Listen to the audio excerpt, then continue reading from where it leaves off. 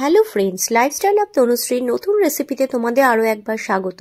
আজকে আমি তৈরি করে দেখাবো ঐতিহ্যশালী বাংলার একটা রেসিপি, যা হলো মুড়িঘণ্ট। মুড়িঘণ্ট করতে আমাদের প্রথমেই লাগবে মাছের মুড়ো। আমি এখানে মাছের মুড়োগুলো ভেজে নিয়েছি। লাগবে গোবিন্দভোগের চাল, সেটাও ভেজে নিয়েছি। লাগবে ফোড়নের জন্য তেজপাতা, শুকনো লঙ্কা, পেঁয়াজ বাটা, লঙ্কা বাটা, ধনে বাটা, জিরে বাটা, আদা বাটা এবং পেঁয়াজের সাথে রসুন বাটা। আর লাগবে আলু, আমি আলুগুলোকে ভেজে রেখে দিয়েছি। আর লাগবে গরম মশলা বাটা। আমি শিলে এই মশলাগুলো সবগুলোই আমি শিলে বেটে নিয়েছি এবং গরম মশলাটাও শিলে বেটে নিয়েছি। তাহলে চলো বন্ধুরা, শুরু করে দিই আজকে আমাদের রেসিপি। প্রথমেই আমি কড়াই বসিয়ে দিয়েছি গ্যাস ওভেনে, কড়াইটা গরম হবার জন্য। কড়াই গরম হয়ে উঠলে পরে সেখানে আমি দিয়ে দেব পরিমাণ মতো সর্ষের তেল। এই রান্নাটা কিন্তু সর্ষের তেলে করলে তার গন্ধ এবং স্বাদ দুটোই অনেকটা বেড়ে যাবে। দেখতেই পাচ্ছ বন্ধুরা, আমি কড়াইতে তেল দিয়ে দিয়েছি, সেটা গরম হওয়ার জন্য ওয়েট করব। তেল গরম হয়ে উঠলে তার মধ্যে আমি দিয়ে দেব গোটা তেজপাতা আর শুকনো লঙ্কা ফোড়নের জন্য। এই রান্নাটাতে কিন্তু গ্যাসের ফ্লেমটা সব সময় মিডিয়াম টু লো রাখার চেষ্টা করবে। তাহলে চলো, এবার তেজপাতা আর শুকনো লঙ্কাগুলোকে আমি একটু সামান্য পরিমাণ নেড়ে দিলাম, যাতে তেজপাতা আর শুকনো লঙ্কার ফ্লেভারটা তেলের মধ্যে মিশে যায়। এবার আমি ওই তেলেই দিয়ে দিচ্ছি আমার আগে থেকে বেটে রাখা পেঁয়াজ রসুন বাটা। পেঁয়াজ রসুন বাটা সর্ষের তেলের মধ্যে দিয়ে এবার সেটাকে ভালো করে একটু নেড়ে নেব, যাতে পেঁয়াজ রসুনটা একটু ভাজা ভাজা হয়ে যায়। না হলে পেঁয়াজ রসুনের কাঁচা গন্ধ থাকলে আমাদের গ্রেভির টেস্টটা কিন্তু নষ্ট হয়ে যাবে।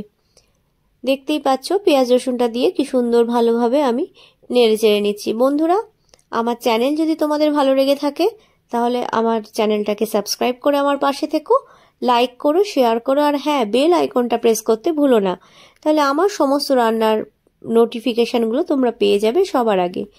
চলো, পেঁয়াজ রসুনটা প্রায় ভাজা ভাজা হয়ে এসছে। দেখতেই পাচ্ছ আমি সুন্দর করে নেড়ে চেড়ে পেঁয়াজ রসুনের বাটাটাকে ভালো করে তেলের সাথে ভেজে নিচ্ছি। দেখো বন্ধুরা, ভাজা প্রায় হয়ে এসছে। এবার আমরা এর মধ্যে দিয়ে দেব কিছু সামান্য পরিমাণ হিং। হিং এই রান্নাটাতে আমি এই কারণে ব্যবহার করব, হিং দিলে রান্নাটার গন্ধ এবং স্বাদ অনেকটা ভালো হয়। আর হিং তো তোমরা জানো আমাদের হজম করাতে খুব ভালো একটা জিনিস, যেটা আমরা রান্নায় দিলে আমাদের খাবারটাও সহজে হজম হয়ে যাবে। তাই জন্য এখানে আমি ইউজ করছি হিং। এবার এখানে দিয়ে দেব কাঁচা লঙ্কা বাটা। আমি এখানে কাঁচা লঙ্কাটা বেটেই দিচ্ছি। তোমরা যদি মনে করো তাহলে তোমরা এখানে কুচনোও দিতে পারো। ঝালটা তোমরা নিজেদের পরিমাণ মতো বুঝে দেবে, তোমরা কতটা ঝাল খাও তার ওপর কিন্তু এটা ডিপেন্ড করছে। দেখো সুন্দরভাবে কাঁচা লঙ্কা বাটাটাকেও ভালো করে নেড়ে চেড়ে নিচ্ছি পেঁয়াজের সাথে, যাতে ভালো করে ভাজা ভাজা হয়ে যায় এবং কাঁচা গন্ধ না থাকে। এরপরে আমি দিয়ে দেব এক এক করে জিরে বাটা এবং ধনে বাটা। আমি এই সমস্ত বাটাগুলোই কিন্তু শিলনোড়াতে বেটেছি। চাইলে তোমরা অবশ্য জিরে গুঁড়ো এখানে ইউজ করতে পারো, দিতে পারো ধনে গুঁড়ো। দেখো কথা বলতে বলতে আমি সব মশলাগুলোকে সুন্দর করে মিশিয়ে ভেজে নিচ্ছি। এখন দিয়ে দিলাম ধনে বাটা। দেখতে পাচ্ছ সুন্দর করে এখানে সব মশলাগুলোকে একসাথে নেড়ে চেড়ে ভেজে নেওয়া হচ্ছে। এখানে কিন্তু খুব সুন্দর গন্ধ বেরোবে এবং অপূর্ব সেই গন্ধটা।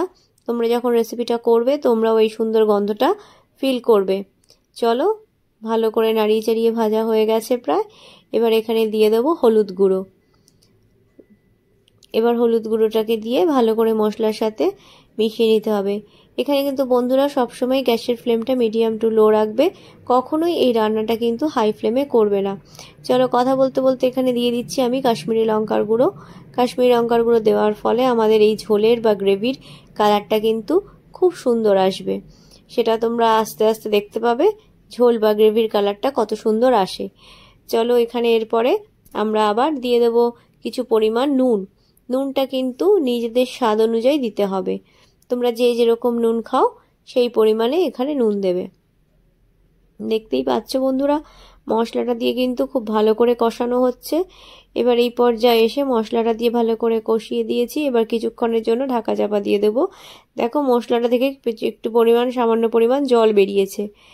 এবার সেই জলটা ভালো করে নেড়ে খুন্তি দিয়ে নাড়াচাড়া করে এর মধ্যে আমি দিয়ে দেব আগে থেকে কেটে রাখা এবং ভেজে নেওয়া অবশ্যই আলুগুলোকে। দেখো আলুগুলোকে দিয়ে দিয়েছি মশলার মধ্যে। এবার মশলার সাথে ভালো করে মিশিয়ে নেব আলুগুলো, যাতে আলুগুলোর ভেতর মশলার রসটা ভেতরে ঢুকে যায়।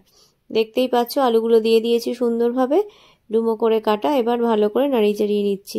এই মুড়িঘণ্ট কিন্তু আমাদের পশ্চিমবঙ্গের একটা ঐতিহ্যবাহী খাবার।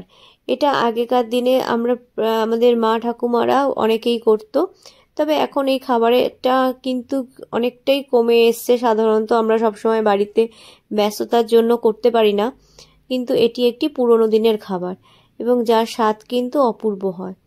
দেখো এবার আমি এখানে দিয়ে দিচ্ছি আগে থেকে ভেজে রাখা গোবিন্দভোগের চাল। গোবিন্দভোগের চালটাকে দিয়ে দিয়েছি আলুর ওপরে। এবার এটাকে আমি ভালো করে মিশিয়ে নেব। এই গোবিন্দভোগের চালটা দেওয়াতে কিন্তু মুড়িঘণ্টর যে গন্ধটা সেটা কিন্তু অনেকটা আরও দ্বিগুণভাবে বেড়ে যায়, কারণ আমরা সবাই জানি গোবিন্দভোগ চালের একটা নিজস্ব একটা গন্ধ আছে। দেখো ভালো করে চালটাকে আলুর সাথে এবং মশলার গ্রেভির সাথে আমি সুন্দর করে মিশিয়ে দিচ্ছি, সব একসাথে বেশ মাখা হয়ে যাচ্ছে। এবার আমি দিয়ে দেবো এখানে আমার পেঁয়াজ বাটার যে বাটিটা ছিল, সেই মশলা একটু লেগেছিল, সেই বাটি ধোয়া জল যাকে বলে। আমি কিন্তু কোনো কিছুই আগেও জানো তোমরা আমি বলেছি আমি কোনো কিছুই নষ্ট করা পছন্দ করি না, তাই জন্য আমি এই বাটিটা ধুয়ে জলটা দিয়ে দিলাম। এবার দেখো বন্ধুরা কালারটা কি সুন্দর এসছে। দেখো এইভাবে আমি নাড়িয়ে দিচ্ছি আলুগুলোর সাথে, খুব সুন্দর করে আলতো হাতে পুরো ব্যাপারটা নাড়াচাড়া করে নিতে হবে, যাতে ভালো করে চালগুলো এবং আলুটাও সেদ্ধ হয়ে যায়, সেটা আমাদের খেয়াল রাখতে হবে। এবার দেখো এখানে দিয়ে দিচ্ছি আমি 1 কাপের মতো ঈষদুষ্ণ জল। আমি এখানে ঠান্ডা জল ইউজ করিনি, কারণ রান্নাতে যদি ঈষদুষ্ণ জল ইউজ করা যায় তাহলে কিন্তু রান্নার রঙটা মানে গ্রেভির রঙটা খুব সুন্দর আসে। দেখো এখানে গ্রেভির রঙটা কি সুন্দর এসছে আর অপূর্ব গন্ধ আসছে, জাস্ট ওয়াও। পুরো দুপুরবেলা বা রাত্রেবেলা গরম ভাতের সাথে মুড়িঘণ্ট থাকলে কিন্তু আর কিছুই আমাদের প্রায় লাগে না। দেখো আমি এটাকে আবার নেড়ে চেড়ে দিচ্ছি। জাস্ট কালারটা দেখো বন্ধুরা কি অসাধারণ কালারটা এসছে, দেখতেই পাচ্ছ। এবার এটাকে আমি কিছুক্ষণের জন্য ঢাকা চাপা দিয়ে দেব। কিছুক্ষণ পর ঢাকাটা খুলে এবার আমরা দেখব ভেতরে কি অবস্থাতে আমাদের আলু বা চালটা রয়েছে। দেখতেই পাচ্ছ বন্ধুরা অপূর্ব রং এসছে এবং গ্রেভিটা কতটা ভারী হয়ে গেছে এবং চালগুলো কিন্তু প্রায় সেদ্ধ হয়ে এসছে, আর একটু সেদ্ধ দরকার, তাই ঢাকা দিয়ে দিয়েছিলাম। এবার দেখো ঢাকা খুলে এর মধ্যে আমি দিয়ে দিচ্ছি আগে থেকে ভেজে রাখা মাছের মুড়োগুলো। এটা আমি রুই মাছ ইউজ করেছি মাছের মুড়োর ক্ষেত্রে, তবে চাইলে এটা কিন্তু তোমরা কাতলা মাছের মুড়ো ইউজ করতে পারো, সেক্ষেত্রে স্বাদ কিন্তু একই থাকবে, খুব একটা হেরফের হবে না। দেখো এবার মুড়োগুলোকে দিয়ে খুব সাবধানে আমি এপিট ওপিট করে মুড়োগুলোর গায়ে যেন গ্রেভির রসটা যায় তাই জন্য নাড়িয়ে চাড়িয়ে নিচ্ছি।